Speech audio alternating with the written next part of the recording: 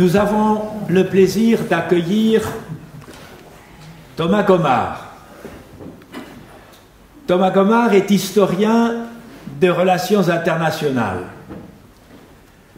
Il dirige depuis quelques années déjà l'Institut français des relations internationales, l'IFRI, une réunion, think tank comme on dit en français, qui a été fondée encore sous la présidence de Valéry Giscard d'Estaing par Thierry de Montbrial. L'idée était ancienne. Les premières réflexions remontent même avant la Deuxième Guerre, mais c'est au moment où Michel Joubert était ministre des Affaires étrangères, me semble-t-il, que le besoin de mettre en place un centre d'analyse et de prévention, et je crois que le deuxième mot est tout aussi important que le premier, est né, d'analyse et de prévention. Prévision. Et de prévision et de prévention. Non, prévision. Voilà. Eh bien, cette IFRI travaille avec quelques 80 entreprises partenaires. Il est aussi en relation avec d'autres institutions du même type, comme le Rand Corporation ou la Brookings Institution ou le Carnegie Endowment for International Peace.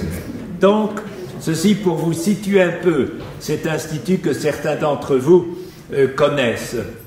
Sa mission est de mettre en perspective les grands événements internationaux, afin d'éclairer les décideurs, qu'ils soient politiques, économiques ou qu'il s'agisse de leaders d'opinion. L'IFRI publie régulièrement des volumes, annuellement le volume Ramsès, publie aussi une revue trimestrielle, politique étrangère, qui elle remonte déjà avant la Deuxième Guerre, puis des notes de l'IFRI ou des études de l'IFRI. Je crois qu'il est important de souligner que cette institution est indépendante de toute tutelle administrative et que 2/3 du budget sont d'origine privée. Comme nous vivons à l'époque des rankings, il n'est peut-être pas inutile non plus de mentionner que l'IFRI, dans les classements internationaux, est le premier de ces institutions. Thomas Gomard a fait des études d'histoire. Il les a terminées par une thèse sur les relations franco-soviétiques entre 1958 et 1964. Pour cette thèse, il a bénéficié de l'ouverture d'une partie au moins des archives soviétiques et depuis sa thèse, l'Union soviétique ne l'a pas quitté. Il a publié toute une série d'analyses consacrées à cette problématique. Mais il a élargi son champ d'investigation. Il s'est lancé dans la géopolitique et il a publié toute une série de livres dont je mentionnerai, avant celui qui nous occupe ce soir, au moins celui qui s'intitule « Affolement du monde, 10 énigmes géopolitiques », c'est chez Talandier en 2019. Thomas Gomard enseigne dans plusieurs universités, ainsi qu'à l'école spéciale militaire de Saint-Cyr.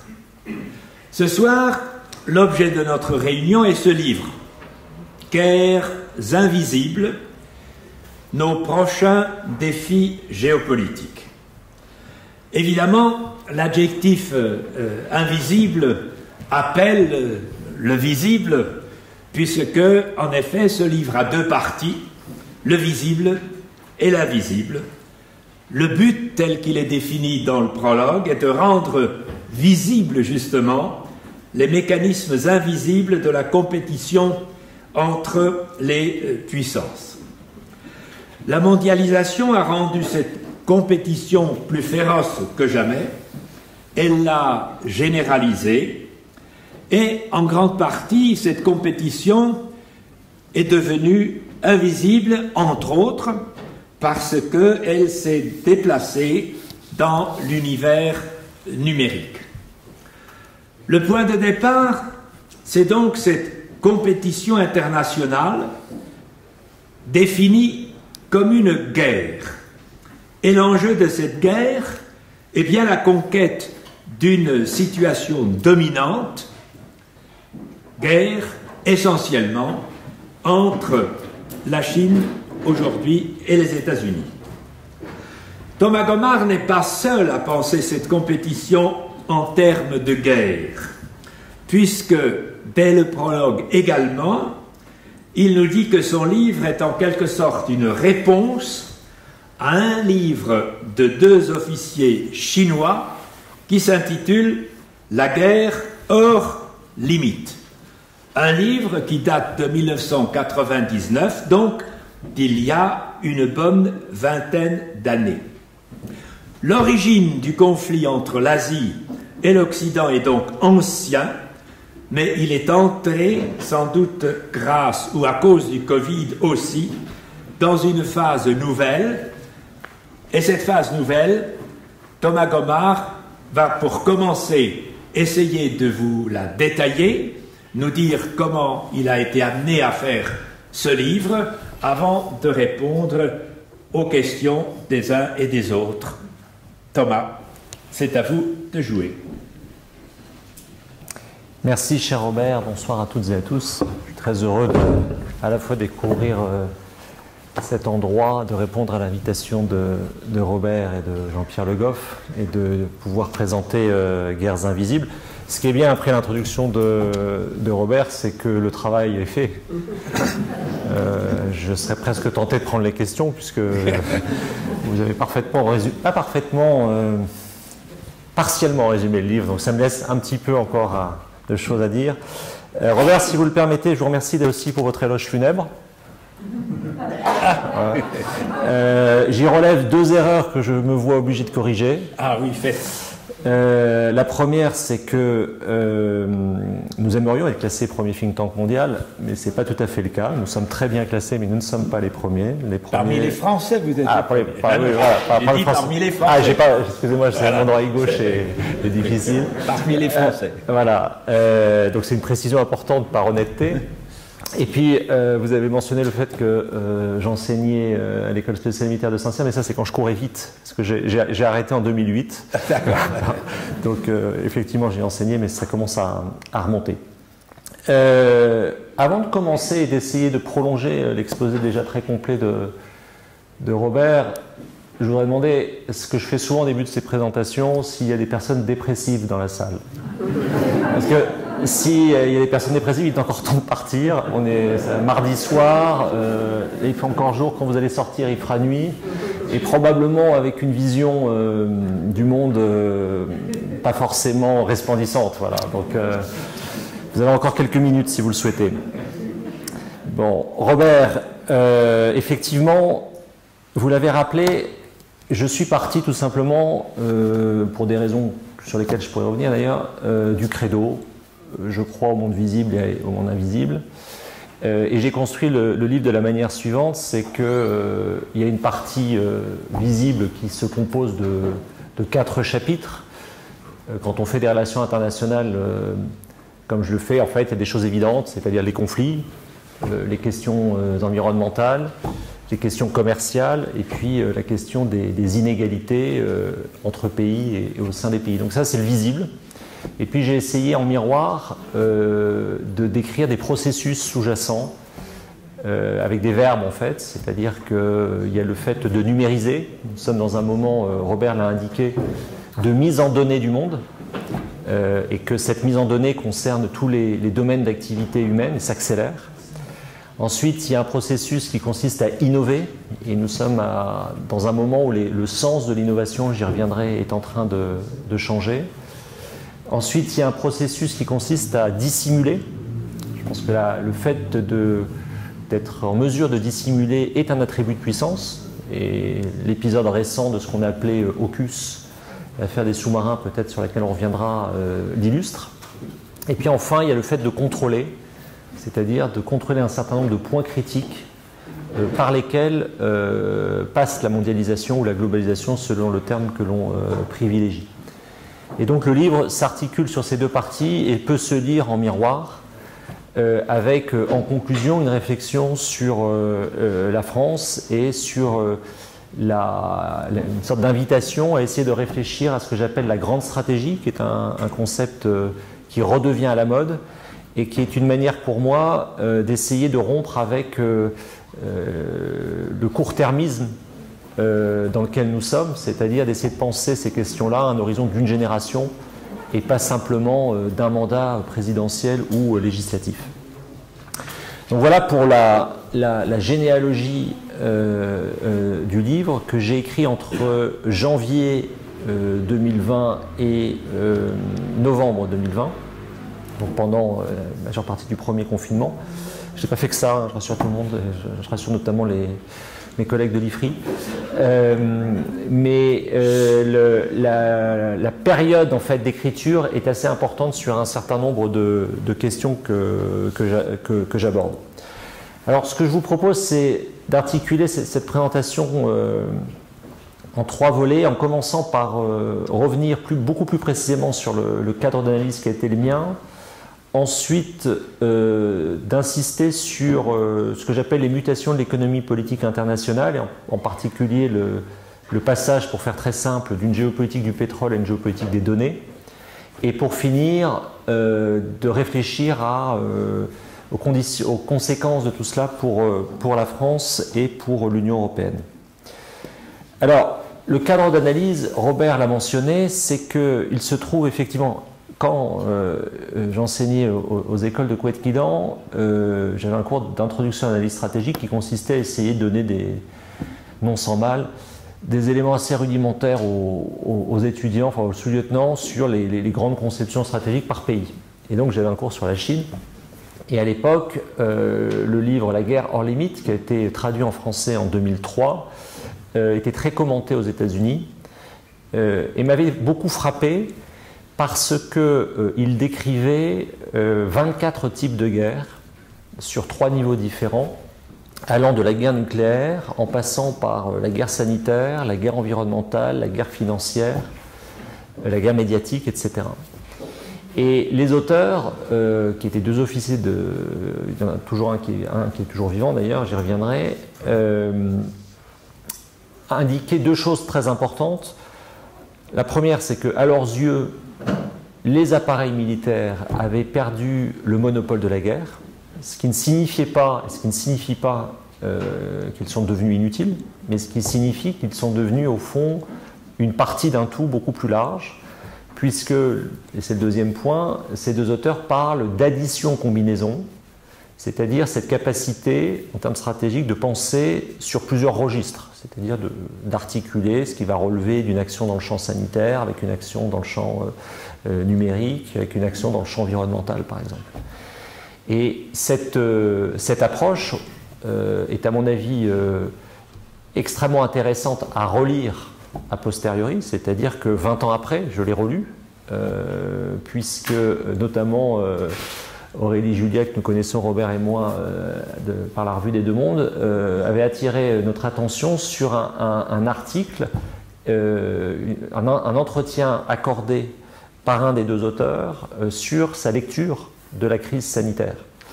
Et cet auteur disait des choses aussi évidentes qu'oubliées en Europe, consistant à dire, en fait, on ne peut pas prétendre être une puissance technologique sans être une puissance manufacturière. Quand on n'a pas de masque, on n'a pas de masque. Quand on n'a pas de test, on n'a pas de test. Et quand il s'agit de produire des vaccins, il faut avoir une base industrielle pour le faire.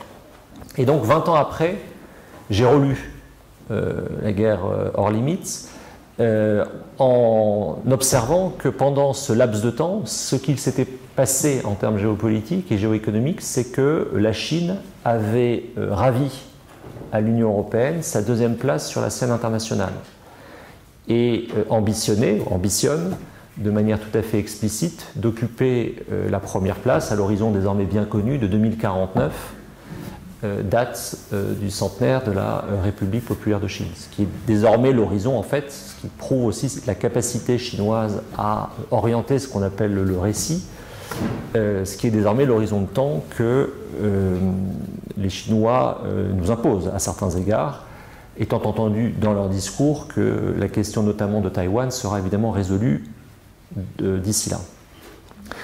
Donc Guerre invisible se veut délibérément une réponse à la guerre hors limite et est une tentative pour expliquer à un lectorat évidemment français que la grammaire de la guerre est en train de changer et que les formes de conflictualité, les formes d'affrontement vont se faire avec des règles qui ne seront plus les nôtres et dans des registres qui s'interpénètrent.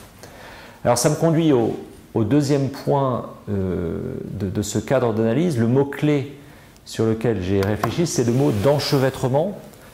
Enchevêtrement entre affaires intérieures, affaires extérieures, enchevêtrement entre logique de paix et logique de guerre, enchevêtrement entre activité civile, activité militaire, cet enchevêtrement étant très accentué, très accéléré par la propagation technologique. Juste un chiffre, hein, nous sommes à 1 milliard de terminaux numériques, dont 1 milliard de caméras de vidéosurveillance, et que ce chiffre va continuer très probablement à croître rapidement dans les années à venir. Cet enchevêtrement, il doit conduire à aussi une réflexion sur la nature de l'interdépendance, qui est le mot au fond qu'on a utilisé pour décrire le processus de mondialisation. Là, il y a plusieurs choses à souligner. La première, c'est que je considère que nous allons assister à des formes de déglobalisation sur un certain nombre de secteurs, je pourrais essayer d'identifier plus précisément, mais que la tendance générale de la mondialisation va se poursuivre, alors peut-être avec une stagnation, voire une érosion des échanges de biens physiques, qui était déjà observable avant la crise de la Covid, mais va continuer à croître de manière exponentielle pour les échanges de données, qui par définition sont transfrontaliers. C'est-à-dire qu'on peut tout à fait surprésenter les choses avec une courbe comme ça pour les échanges de biens physiques, et donc un commerce international qui pourrait stagner ou croître beaucoup moins rapidement que dans les années glorieuses de la mondialisation, sous des effets de protectionnisme liés à certains secteurs d'activité. On le voit sur un certain nombre de pénuries aujourd'hui que l'on observe dans certains domaines, mais que, en raison précisément de cette propagation technologique précédemment mentionnée et de ce nombre croissant de terminaux numériques, les échanges de données vont croître, et donc là où les corps étaient bloqués pendant le confinement, en fait, les cerveaux n'avaient jamais été aussi interconnectés. Et cette tendance-là va se poursuivre. La deuxième chose à dire, c'est que toute interdépendance est asymétrique. Et que donc, quand on raisonne en réaliste, ce que nous essayons de faire à l'IFRI, il faut être du bon côté de la symétrie. Ou si on est du mauvais côté, déjà en avoir conscience et essayer de modifier cette asymétrie. Cet enchevêtrement, il a pour caractéristique en fait de traduire une très forte réticence dans le domaine stratégique à l'usage de la force brute. Alors l'usage de la force brute s'observe sur un certain nombre de théâtres, on va y revenir, mais il ne s'observe pas fondamentalement entre Chinois et Américains, parce qu'aucun des deux pays n'a pour l'heure intérêt à un affrontement direct, mais il se traduit par des substituts à l'usage de la force, qui vont être, par exemple, les sanctions économiques. Juste un chiffre, en 1990, la CE a 6 régimes de sanctions économiques contre des pays hors de la communauté. Elle a aujourd'hui 34 régimes de sanctions économiques. C'est-à-dire que la sanction économique est devenue au fond la manière pour les Européens d'avoir une politique étrangère. Donc vous avez les sanctions économiques, vous allez avoir les opérations de manipulation de l'information, des opérations aussi de corruption, ou des opérations évidemment dans le domaine cyber qui ont différentes formes sur lesquelles je pourrais revenir. Donc voilà. Premier point, la réponse au livre au livre La guerre hors limite. Deuxième point, c'est cette idée d'enchevêtrement. Le troisième point, c'est la toile de fond et les constats qui traversent les 8 chapitres du livre. La toile de fond, c'est qu'on est dans un moment de convergence entre l'accélération de la dégradation environnementale dans ses 3 composantes principales, c'est-à-dire le dérèglement climatique, la perte de la biodiversité et l'explosion des pollutions de toute nature, en particulier pollution au plastique par exemple, et la propagation technologique que j'ai déjà mentionnée. Alors, cette toile de fond, elle est très importante parce qu'elle est lue, à mon sens, différemment selon qu'on vit ou qu'on est actif ou qu'on a des responsabilités en Chine, aux États-Unis ou en Europe. Elle pose une question de méthode très, très directe, c'est qu'en réalité, nos capacités d'anticipation, ou je vais le formuler à l'inverse, nos capacités de transformation du réel sont très largement supérieures à nos capacités d'anticipation de ces transformations. Cette toile de fond conduit donc à 2 lectures. Vous avez une lecture qui dit, mais sépare la deuxième partie de la convergence, c'est-à-dire la propagation technologique, qu'on va répondre à la dégradation environnementale, pour faire simple solutionnisme. Et vous avez une autre lecture qui est beaucoup plus réservée là-dessus, qui est même opposée, qui considère que c'est précisément l'usage ou le recours très systématique à la technologie qui aggrave, qui accélère la première tendance. Bon. Et ça, c'est une différence absolument fondamentale que je mets en avant dans le livre, pour la raison suivante, c'est que vous avez une sorte de foi dans la technologie en Chine et aux États-Unis qui présente un certain nombre de très fortes similitudes. J'ai des passages dans le livre sur ce qu'on appelle la géo-ingénierie, c'est-à-dire cette idée sur laquelle, par l'intervention humaine, on peut modifier le climat à l'échelle régionale, voire à l'échelle infrarégionale, régionale, voire supra-régionale. Ça, vous avez des investissements très massifs en ce sens, alors qu'en Europe, on est rentré dans ces sujets-là avec beaucoup plus de prudence, une volonté de réguler et de considérer les enjeux climatiques comme une question relevant des biens communs. Ce n'est pas le cas en Chine ou aux États-Unis, avec des différences très notables aux États-Unis, mais ce n'est pas du tout le cas en Chine. Alors, cette toile de fond me conduit à faire 5 constats qui, encore une fois, traversent le livre. Le premier constat, c'est que, de mon point de vue, les États-Unis et la Chine subordonnent actuellement leur politique climatique et leur politique numérique à leur rivalité stratégique. C'est une fois l'ascendant pris sur l'autre, qu'au fond, ils pourront se poser la question en termes de bien commun, comme les Européens la formulent aujourd'hui. Mais que l'enjeu, qui est un enjeu très, comment dirais-je, l'enjeu est au fond de contrôler le thermostat mondial, même si c'est impossible. Mais c'est la logique qui préside aujourd'hui à un certain nombre de choix tout à fait décisifs faits par la Chine et par les États-Unis. Le deuxième constat, c'est que cette rivalité stratégique provoque une situation d'imbrication de plus en plus difficile à comprendre, de juridiction, de souveraineté, de moyens de coopération et de moyens de coercition, et que dans cet emboîtement, il faut apprendre à naviguer, selon le terminal que vous utilisez, selon le portable que vous allez utiliser, selon l'endroit où vous êtes quand vous l'utilisez, sous quelle juridiction êtes-vous, quand vous utilisez tel logiciel, quand vous faites appel à tel type de données, quand vous les lisez en étant à Paris ou quand vous les lisez en étant à Moscou, c'est pas la même chose. Et c'est d'une complexité inouïe en réalité, qui oblige les acteurs quels qu'ils soient, les entreprises et à mon sens aussi les individus, à prendre conscience en fait, et à apprendre à naviguer dans cet emboîtement de juridiction, de souveraineté, et le fait que ces juridictions et ces souverainetés disposent d'outils de coopération, de mise en relation, mais également de coercition.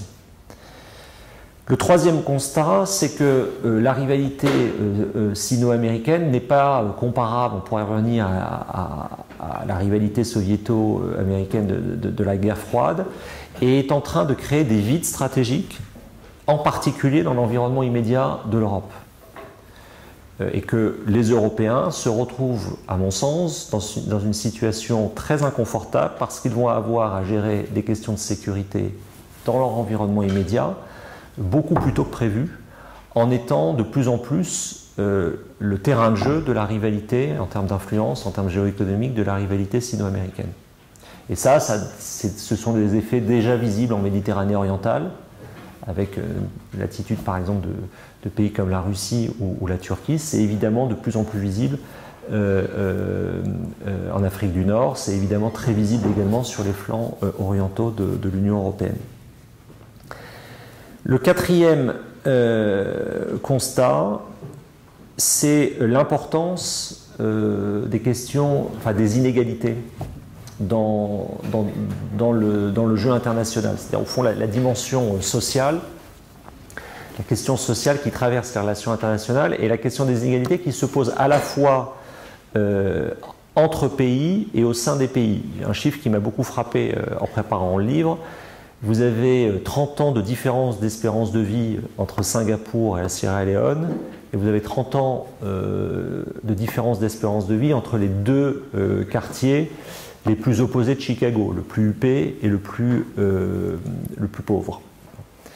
Donc ça veut dire aussi que cette polarisation est une polarisation qui aujourd'hui joue à la fois sur le système international, mais aussi de plus en plus au sein des pays, avec des conséquences en termes de polarisation politique, conséquences qu'on a observées notamment aux États-Unis dans le vote Trump, qu'on peut observer également au Royaume-Uni et qui explique en partie le Brexit. Au fond, les trois plus anciennes démocraties occidentales, de manière différente, il y a quelque chose de très spécifique sur la France, mais de mon point de vue, traversent une crise très profonde.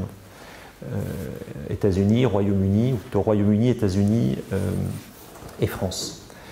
Ça a une autre conséquence plus globale, c'est que le principal argument de la mondialisation a été au fond cette intensification des échanges commerciaux et des échanges financiers a permis de faire sortir de la pauvreté et de faire émerger des classes moyennes, en particulier en Asie, et donc de sortir de la pauvreté. Alors les chiffres varient, mais en gros, on estime 1 milliard, 1,2 milliard de personnes.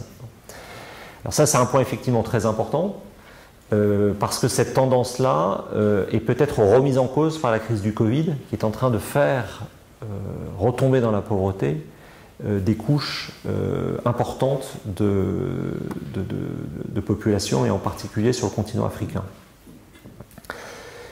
Sur le cinquième et dernier constat, c'est que nous sommes, et ça renvoie à mon premier point sur la réponse à la guerre hors limite, nous sommes donc face à une mutation de la conflictualité.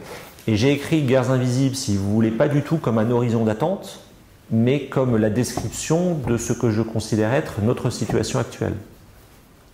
C'est pas pour dire ça va nous arriver, c'est un livre qui décrit la compréhension que j'ai de ces formes de conflictualité et la compréhension qui était la mienne en 2020. Donc voilà pour le premier volet. Le deuxième volet, c'est cette mutation de l'économie politique internationale avec un premier point que je vais illustrer par 2 chiffres. Quand vous regardez la capitalisation boursière des 7 principales entreprises technologiques mondiales en juin 2020, elle est de 7 200 milliards de dollars. Quand vous regardez au même moment la capitalisation boursière des 6 principales majors énergétiques, elle est de 2500 milliards de dollars. Sur ces 13 entreprises, vous avez une entreprise européenne qui est Shell. Les autres sont ou chinoises ou américaines.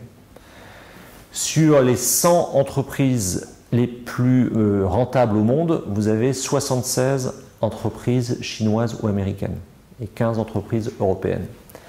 Donc en fait, il y a un déplacement extrêmement rapide et fort de la production de richesses au détriment de l'Union européenne et aussi des États-Unis. Quand vous regardez ce que représente dans le PIB mondial Chine, États-Unis, Europe en 2010, c'est 56% du PIB mondial. Alors les projections, il y a toujours un choix sur les projections, mais c'est pour faire image. En 2030, les trois ensemble seront à 54% du PIB mondial. Mais entre-temps, vous avez une Chine qui va se rapprocher des 30%, des États-Unis qui tombent à moins de 20% et une Europe qui est autour de 15%. Donc ça, ce sont des tendances très très lourdes, très rapides et qui conduisent à une réflexion en fait sur le poids économique de la Chine et à notre compréhension ou à la lecture ou la relecture que nous devrions avoir de la mondialisation. Je m'explique. La mondialisation en fait est une invention, c'est comme ça qu'on l'enseigne, il y a toute une historiographie plus critique par rapport à ça désormais, mais est une invention européenne, c'est-à-dire qu'on a appris que ça part des grandes découvertes, portugais et espagnols au 15e, ensuite 15e, 16e siècle, et au fond c'est fondamentalement les Européens, on a appris ça, qui vont en Asie. En réalité, je pense que c'est une lecture qui est très simplificatrice parce que ce n'est pas les Européens qui vont conquérir l'Asie, c'est beaucoup plus les Européens qui vont se connecter à une économie asiatique et en particulier chinoise qui à l'époque moderne représente 30% de l'économie mondiale. Et au fond la question c'est est-ce que la Chine n'est pas en train de retrouver son étiage de l'époque moderne? Et ensuite, il y a une autre question, c'est que nous sommes, à mon avis, dans un moment de réplique historique, à 5 siècles de distance, c'est-à-dire que là où les Européens sont partis via l'Atlantique ou la Méditerranée, enfin via l'Atlantique avant la Méditerranée évidemment, mais vers l'Asie, au fond, on est dans un moment où ce sont les Chinois qui sont désormais en Méditerranée et qui seront demain sur la façade atlantique, c'est déjà le cas d'ailleurs sur certaines infrastructures au Portugal. Ça c'est un mouvement je dirais, de réplique historique de long terme et qui est l'élément probablement de très grande préoccupation des États-Unis. Au cœur de la culture stratégique américaine, vous avez cette idée qu'il ne peut pas y avoir une puissance dominante sur ce que les théoriciens américains appellent le Heartland, c'est-à-dire cette plaque continentale qui, pour faire simple, va de Brest à Vladivostok. Il ne peut pas y avoir une puissance dominante parce que le jour où il y en aura une, elle sera tentée de se projeter vers le continent américain. Et en fait, c'est ça qui est aujourd'hui au cœur des réflexions stratégiques américaines. Alors, ça conduit c'est le quatrième point, ça conduit à souligner le moment d'enchevêtrement, là aussi, entre deux types de géopolitique. Une géopolitique du pétrole / gaz, en fait du fossile, et une géopolitique des données. La géopolitique du pétrole, c'est au cœur du métier des think tanks, c'est quelque chose qu'on suit en permanence, qui est bien connu, c'est-à-dire on sait où sont les ressources. Juste pour rappel, les trois principaux pays producteurs de pétrole, ce sont les États-Unis, la Russie, l'Arabie Saoudite. Les trois principaux consommateurs, c'est la Chine, l'Inde et l'Union européenne. Donc déjà, avec 6 acteurs, vous voyez le degré de complexité. Et on sait où sont les ressources, on sait comment elles fonctionnent, les liens entre États et compagnies énergétiques, les conséquences sur les flux maritimes, les conséquences sur la sécurité de ces flux maritimes et les conséquences donc navales. Au fond, ça, c'est quelque chose qui se met en place après la Première Guerre mondiale, qui s'accentue après la Seconde Guerre mondiale et qui est encore notre quotidien.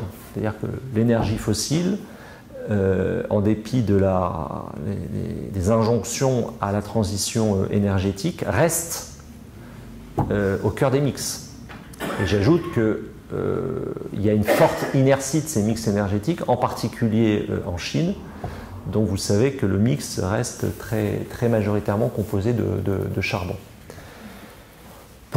D'une formule, si vous voulez, pour résumer cette géopolitique du pétrole, vous pouvez vous simplifier à outrance en disant ce qui existe depuis 1945, c'est que le fait que les 5 membres permanents du Conseil de sécurité sont les 5 principaux vendeurs d'armes au monde et que fondamentalement leur rapport aux pays producteurs de pétrole consiste à, en particulier aux pays du Moyen-Orient, à prendre du pétrole et à vendre des armes.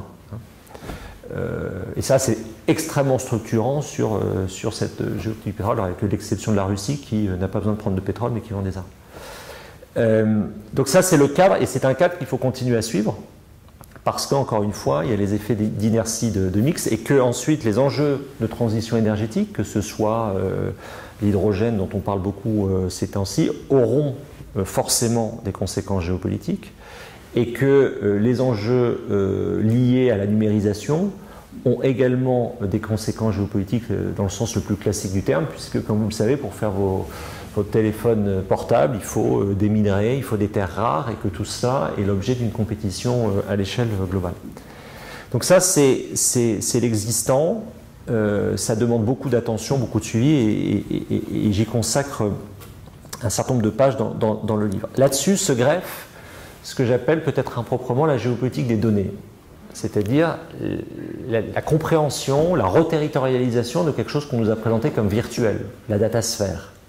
C'est virtuel. Bon. En réalité, je pense que ce n'est pas un bon terme pour décrire ce qui se passe, parce que la datasphère, on la définit comme tous les sous-jacents, là aussi, physiques, tangibles, nécessaires pour que les téléphones portables fonctionnent. Donc, vous avez besoin de câbles sous-marins, vous avez besoin de data centers, vous avez besoin de terminaux, vous avez besoin de logiciels, et tout ça, c'est du tangible. Et c'est localisé quelque part. Donc il faut comprendre cette géographie. Et c'est une géographie complexe à comprendre, parce que vous pouvez avoir vos data centers en Europe, mais ils peuvent être administrés depuis l'Inde. Et que les flux de données, c'est pas quelque chose que l'on trace facilement, et qu'en fait il faut plutôt se représenter les choses comme une agglomération de données. Donc c'est une forte complexité, mais le point important, c'est que c'est aussi une géopolitique. Et on le comprend de plus en plus, c'est-à-dire que je pars dans le livre de la déclaration d'indépendance du cyberespace qui avait été rédigée par John Perry Barlow en 1996 en marge du sommet de Davos, qui était une sorte de déclaration disant le cyberespace est l'endroit ultime des libertés individuelles et d'épanouissement de la liberté individuelle. Bien une génération plus tard, le cyberespace est devenu le lieu, pour paraphraser Shoshana Zuboff, du capitalisme de surveillance. Donc cet enchevêtrement est au cœur, à mon sens, à la fois de la mutation de l'économie politique internationale et en même temps des lectures géopolitiques et géoéconomiques que nous devrions faire. Le cinquième point, c'est le thème de l'intelligence artificielle. Alors là aussi, c'est un terme très répandu qui recouvre des réalités différentes. Pour le définir de la manière la plus simple, telle que je comprends les choses et je les comprends de manière très, très élémentaire, c'est la capacité au fond des machines d'apprendre des processus par elles-mêmes, et ce faisant d'avoir des performances dans le calcul supérieures à l'homme. Donc il y a un côté en fait très, très mécanique et très lié à la puissance, à la puissance de calcul. L'intelligence artificielle, c'est tout à fait important pour trois raisons principales. La première, c'est que c'est l'objectif des autorités chinoises qui considèrent que par leur maîtrise de l'intelligence artificielle, elles vont exercer à la fois un leadership économique. Elle compare ça, en fait, elle compare la maîtrise de l'intelligence artificielle à la maîtrise de l'électricité fin du 19e, début du 20e, et que c'est également une manière de contrôler, d'exercer une surveillance. Et donc vous avez des investissements extrêmement massifs sur l'intelligence artificielle en Chine et aux États-Unis, avec un décrochage au fond des autres parties du monde, alors, des degrés divers, mais qui ne jouent pas du tout dans la même catégorie. Alors, ça pose des problèmes très immédiats dont on entend parler souvent. Le premier, c'est la question des talents. Je donne un chiffre dans le livre de Graham Allison, qui est un professeur de Harvard, qui dit en fait l'objectif, l'importance pour les États-Unis, c'est de continuer à être capable de capter le 1 million de personnes le plus qualifié au monde en termes d'intelligence artificielle et de numérique. En fait, comment les États-Unis parviennent à armer la Silicon Valley et puis la côte Est. En fait, c'est un chiffre très intéressant parce que 1 million de personnes à l'échelle globale, c'est une toute petite élite, mais c'est une toute petite élite qui est armée par les écoles européennes, les écoles d'ingénieurs européennes, indiennes, etc. Et donc c'est la capacité à drainer ces flux, à les retenir, et ça relève de démarches très construites de la part des États-Unis. Cette capacité n'est pas du tout quelque chose qui tombe du ciel. Côté chinois, les choses se présentent un peu différemment, c'est-à-dire que l'approche chinoise est de dire, bon, d'abord il y a un effet de taille, donc il faut être dans la couche avoir la couche des grands cerveaux, mais surtout avoir une masse beaucoup plus critique de deuxième couche de gens capables en fait d'activer ces services, tous ces mécanismes d'intelligence artificielle. Ça parie beaucoup plus sur la masse en réalité. Et ça, c'est en train de créer une géopolitique des compétences dont on ne voit pas du tout ou pas suffisamment les ramifications en Europe, mais qui se joue à l'échelle globale. Le deuxième aspect, c'est l'aspect de ce qu'on appelle le remote intelligence, et ça on a tous pris conscience avec le confinement et les conséquences, la manière dont on a tous travaillé pendant les confinements, c'est qu'en fait, l'usage de plus en plus répété et de plus en plus systématique des outils numériques dans le travail est en train de faire exploser le salariat et modifier les formes à venir de migration. Pour le dire très rapidement, il y a des tas de tâches aujourd'hui tertiaires dans le secteur des banques, des assurances, qui pourront être faites sans délocalisation physique d'ailleurs, qui pourront être faites par des pays tiers. C'est-à-dire qu'au fond, ce qu'on a observé pour les centres d'appel téléphoniques il y a une vingtaine d'années, on l'observe déjà pour du traitement de données. Donc il y a des pans entiers de nos activités économiques, et je pense en particulier encore une fois au secteur bancaire ou de l'assurance, qui vont être complètement transformés par ce remote intelligence. Le troisième aspect, c'est l'importance des semi-conducteurs. Ça, c'est tout à fait fascinant d'observer que le numérique nous a été présenté comme, au fond, la diffusion de la puissance, l'outil de toute la doxa, au fond, des GAFAM, appelé le empowerment, c'est-à-dire la capacité pour chacun de devenir son propre média. Et en même temps, cette diffusion extrêmement large s'accompagne d'une hyperconcentration du pouvoir entre les mains de très très peu d'acteurs. Et sur les microprocesseurs, voilà, vous avez cette fameuse entreprise taïwanaise qui est aujourd'hui l'objet de toutes les convoitises parce que d'elle dépend l'approvisionnement en microprocesseurs d'un très très grand nombre de terminaux numériques. J'ai fait démonter la semaine dernière, changé ma carte. J'ai un Hewlett-Packard qu'on a démonté, j'ai vu ça, et effectivement, quand vous voyez ça, vous dites en fait les microprocesseurs, oui, c'est vraiment partout dans notre vie, et la capacité en fait à les produire est aujourd'hui concentrée sur un très petit nombre d'acteurs, et qui par conséquent ont un pouvoir démultiplié.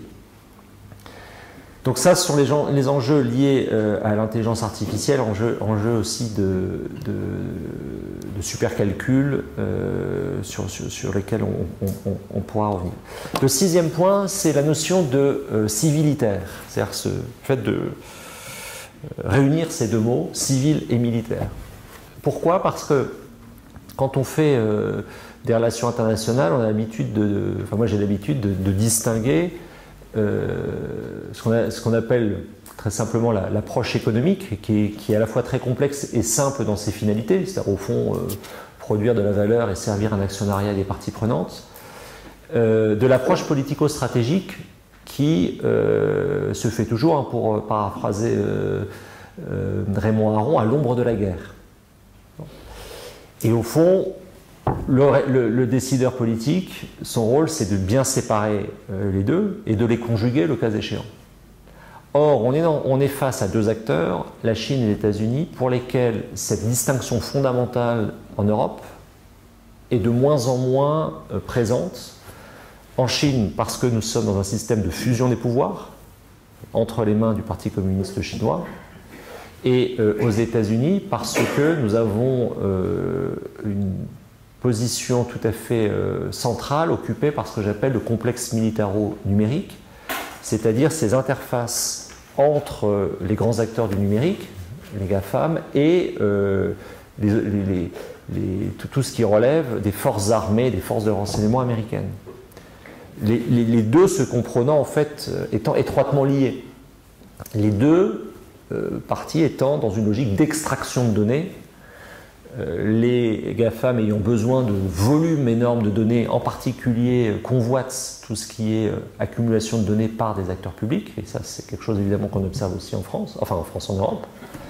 Et à l'inverse, ces acteurs privés qui proposent des solutions de politique publique à des États de plus en plus déficients ou n'arrivant pas à répondre aux attentes de leur population.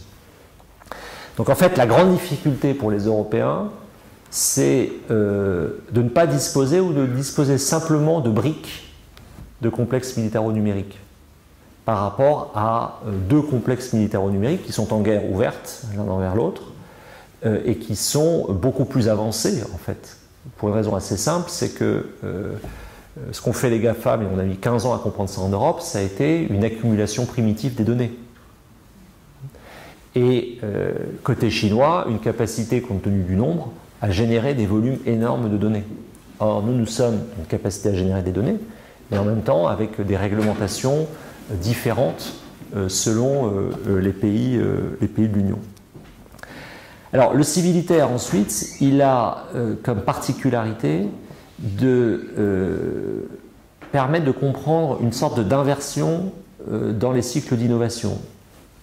Pour schématiser de manière trop rapide, mais historiquement, l'innovation part souvent des appareils militaires pour trouver des applications civiles. On est probablement dans un mouvement inverse, c'est-à-dire que ce sont des innovations venant de la sphère civile qui trouvent des applications militaires. L'autre élément de transformation, c'est que les capacités aujourd'hui d'investissement en R&D ou en recherche appliquée sont beaucoup plus importantes de la part des grandes plateformes numériques type GAFAM. Microsoft, c'est de mémoire, c'est 25 milliards d'investissements par an en R&D, donc c'est supérieur à bon nombre d'États. Et leur modèle consiste fondamentalement à verser très peu de dividendes, mais à réinvestir très massivement leurs gains. Donc ça, c'est en train de créer en fait des différentiels énormes entre la capacité des États à financer de la recherche fondamentale et la capacité d'acteurs comme ceux que je viens de citer de le faire. Et ça se voit dans un certain nombre de domaines que j'évoque dans le livre. Il y en a un en particulier tout à fait décisif, c'est le domaine spatial, parce que nous sommes dans un moment où le spatial, et ce n'est pas du tout un hasard que les principaux acteurs du spatial américain pour ce qu'on appelle le New Space, en fait, ce soit Amazon, ce soit Microsoft en lien avec SpaceX, parce qu'en fait, à mon sens, ce qui est en train de se passer, c'est la préfiguration d'une partie des flux d'informations, du flux Internet qui passera par des constellations de satellites, et eux maîtrisant le cloud en fait à terre, emboîtent en quelque sorte le système terrestre. Et là-dessus, les Européens doivent réagir assez vite parce que seront-ils capables de mettre eux-mêmes en orbite un certain nombre de constellations de satellites? Je ne rentre pas dans tout le débat sur ce que ça veut dire, ce que veulent dire les déchets spatiaux, parce que ça, ce sont des grandes questions devant nous. Mais ça aboutit à une situation où aujourd'hui l'espace est à la fois un espace commun indispensable à l'activité économique et qui parallèlement, et dialectiquement serais-je tenté de dire, est en train de se militariser. À la fois parce que un certain nombre d'acteurs ont montré leur capacité à détruire des satellites, que vous avez un phénomène d'espionnage de satellites entre satellites et qu'ensuite à partir du moment où vous êtes capable de le faire dans le domaine militaire, vous pouvez tout à fait faire tomber des pans entiers d'activité économique et donc des choses qui, même si elles étaient invisibles, auraient des effets très visibles. Donc voilà sur le 6e point, et je vais finir cette présentation avec quelques réflexions plus rapides sur la France. Alors, en ce qui concerne la France, il y a peut-être trois choses à dire. La première, c'est que de mon point de vue, il y a déjà cette articulation en termes stratégiques entre qu'est-ce qui relève d'une démarche spécifiquement nationale et qu'est-ce qui relève d'une démarche européenne. C'est en réalité très complexe. Quand on parle aux Chinois et qu'on leur dit, ben voilà, nous, on observe, vous avez une grande stratégie, souvent, leur réponse, dans l'univers qui est le mien, la réponse des Chinois, c'est de dire, mais vous aussi, vous avez une grande stratégie, c'est la construction européenne. Alors, ça conduit en fait à faire une remarque sur la très grande difficulté pour la France de cette situation, parce que la France a fondamentalement une matrice institutionnelle qui est politico-militaire. La Ve République, c'est une construction politico-militaire. Je ne reviens pas sur les conditions de sa création, guerre d'Algérie, le fait que l'élection au suffrage universel du président de la République est décidée au moment de l'acquisition de l'arme nucléaire, et qu'au fond tout est organisé pour disposer d'un système permettant de se dire juin 40 ne se reproduira jamais. Alors, cette matrice politico-militaire, elle est de plus en plus ignorée par l'opinion et par une partie importante de la classe politique. Mais elle est centrale dans notre organisation du pouvoir, et on l'a vu pour la crise sanitaire. Le fait, c'est un vaste débat sur lequel on pourrait revenir, le fait que ce soit géré par des conseils de défense, fondamentalement, est l'illustration la plus directe de cette matrice. Mais de l'autre côté, il y a une chose qui est certaine, c'est que l'Union européenne, dans ses avatars, différents avatars, est tout sauf une construction politico-militaire. L'Union européenne s'est précisément construite par des abandons de souveraineté et contre la dimension militaire. Donc là, en fait, on est dans une distorsion très forte côté français, parce que l'Europe puissance, c'est une idée très partagée, mais à Paris. Et qui est d'autant moins partagée outre-Rhin, puisque on a une République fédérale allemande qui s'est créée précisément, là aussi, en otanisant toute la dimension politico-militaire. Donc, je reviens sur cette matrice parce que je pense qu'elle est à la fois à l'origine de la singularité française, et elle est très difficile à expliquer à nos partenaires parce qu'ils résument ça, ouais, c'est leur bombinet, tout ça, alors qu'en réalité c'est constitutif de notre système tel qu'il fonctionne. Et à l'inverse, c'est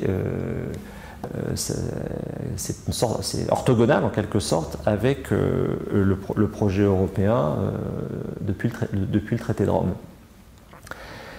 Le deuxième point, c'est de faire un rappel. Moi, je parle désormais assez directement, en dépit ou peut-être à cause même de la connotation historique, mais de la nécessité. Alors, l'euphémisme qui est souvent utilisé, c'est celui de remonter en puissance. Moi, je pense qu'il faut parler de réarmement, la nécessité de réarmement aujourd'hui. Pourquoi ? Parce qu'en réalité, ce que vous observez, c'est que les Européens ont commencé à désarmer depuis 5 décennies, depuis le début des années 70. Pour mémoire, on est au début des années 70 à, sur les pays européens, entre 4 et 3% de PIB de dépenses militaires. L'Allemagne est à 1,5 point aujourd'hui, hein, et la France est à 1,9. Bon.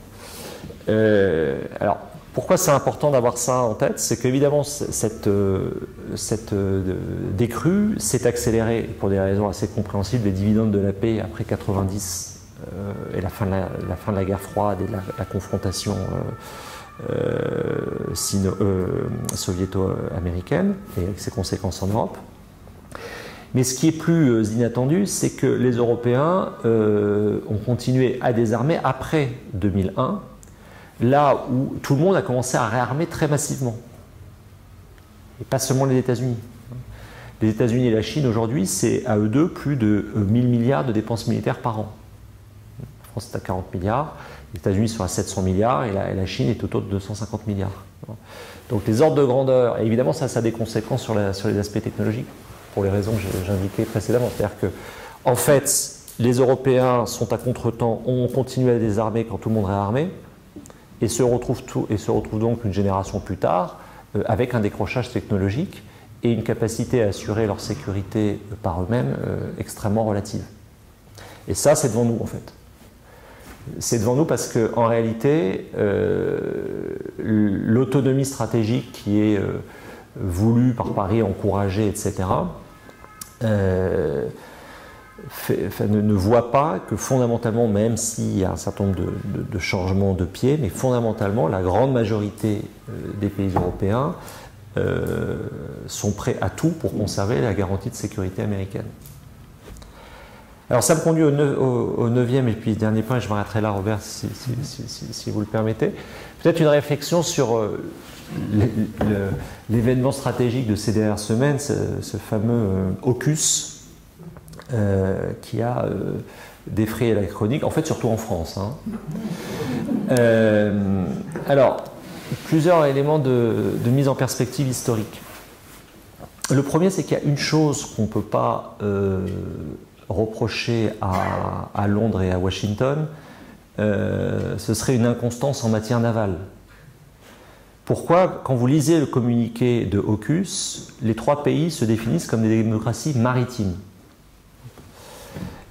Et ça, c'est extrêmement intéressant parce que ça renvoie en fait à la conférence de Washington 1922, où Londres et Washington essaient d'accompagner la montée en puissance du Japon, notamment dans le domaine naval, et disent aux Français, en fait, votre étiage, c'est la marine italienne. Et c'est toujours comme ça qu'ils pensent ces choses. Donc ça, c'est très douloureux pour nos militaires, mais c'est fondamentalement une lecture qui peut se lire sur la durée à Londres et Washington. La grande difficulté dans laquelle on est, c'est que un des fils directeurs de la politique étrangère, politique de sécurité de la France depuis 17 en fait, c'est ce qu'on appelle dans le jargon le P3, cette relation particulière qui existe, ou qui existerait, ou qui existait à IT, entre Londres, Paris et Washington. C'est-à-dire que la France rentre dans la Première Guerre mondiale avec l'alliance franco-russe et en sort avec l'embryon d'alliance atlantique. Alors ça connaît des hauts et des bas, mais c'était probablement jamais dans l'esprit français, enfin dans l'esprit de l'autorité française, c'était probablement jamais aussi fort que dans ces dernières années. Et ça nous renvoie en réalité à une autre référence historique qui est 19 septembre 1958, le premier acte de politique étrangère du général de Gaulle, après la double crise de l'été 58, c'est-à-dire la crise de Taïwan et la crise du Liban, c'est la demande de Paris d'établir des mécanismes de consultation politico-militaire avec Londres et Washington, dans le cadre de l'OTAN, pour des questions navales en Méditerranée notamment. Refus de Washington, demande d'ailleurs qui se fait après l'accord nucléaire britanno-américain de 1958. Donc on revient en quelque sorte à cette vieille histoire, vous connaissez la suite, ensuite tentative du général de Gaulle de faire du franco-allemand, traité de l'Élysée et préambule du Bundestag, donc échec, et ensuite retrait du commandement intégré, etc. Donc il faut, à mon avis, d'un point de vue français, relire ça sur le fait que c'est une manière pour Londres et Washington de rappeler, au fond, Paris à sa réalité géopolitique et géostratégique. Le deuxième point, c'est que ça fragilise, c'est un revers diplomatique, c'est un revers industriel, et donc il fragilise tout le discours construit intelligemment et porté, à mon sens, intelligemment depuis plus de 10 ans par la diplomatie française sur l'Indo-Pacifique, qui a consisté notamment à expliquer aux Européens qu'il y avait un monde à l'est de Suez, et que le déplacement du centre de gravité du système monde vers l'Asie-Pacifique les concernait, parce que ça a un double effet. D'abord, ça provincialise l'Europe, et ensuite, ça oblige les Européens à se dire que s'il se passe quelque chose à Taïwan, en fait, ils ne pourront pas rester au balcon. Ou en mer de Chine, alors qu'ils n'ont qu'une envie, c'est de rester au balcon. Donc ça fragilise tout ce discours qui était très construit sur des partenariats stratégiques avec les Émirats, avec l'Inde et avec l'Australie. Et en même temps, ça le valide, parce que ça montre qu'une décision stratégique prise aux antipodes a des effets directs sur la relation transatlantique et donc la sécurité européenne. Et ça me conduit au dernier point. Je pense que l'affaire la plus importante d'AUKUS, c'est pas tellement... Bon, il y a l'Australie, très bien, ils ont fait leur choix, c'est un revers industriel, etc. On pourrait parler des conséquences pour l'Australie, mais ça me semble en fait secondaire par rapport au véritable enseignement stratégique, et je finirai là-dessus. Pour moi, le véritable enseignement stratégique de AUKUS, c'est la profonde dégradation de la relation franco-britannique. Et ça, c'est très problématique, parce que on avait l'habitude d'expliquer que oui, il y avait le Brexit, mais il y avait les accords de Lancaster qui faisaient que la relation stratégique entre le Royaume-Uni et la France était extrêmement étroite parce qu'elle passait par le nucléaire. Ce que nous montre AUKUS, de mon point de vue, c'est que le Brexit n'est pas simplement une question de marché intérieur et d'accès au marché intérieur, mais est la mise en scène, la première mise en scène du Global Britain et du fait que le Royaume-Uni a vraiment rompu les amarres. Merci beaucoup.